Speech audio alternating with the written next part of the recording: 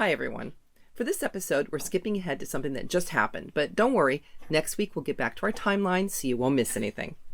Juliet is currently in Nueva Vallarta, and we were invited to crew aboard Boundless in the Banderas Bay Regatta.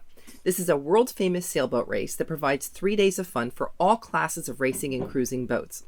This allows cruisers, who usually don't race in their floating homes, to get out there and get some racing experience. In fact, Colin and Julian on Boundless had never raced before. Charlie is a Transpac veteran, and I've participated in my share of coastal races, so we provided some experience and extra hands. But I took the second day off so I could go fly my drone from the beach and get some fun shots of the start of that day's race, which is what you're going to see here.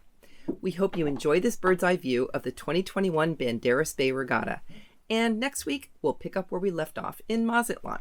Oh, and if your boat was in the race and you'd like some of this footage, I'll be happy to send it to you. Just drop me an email at the address below.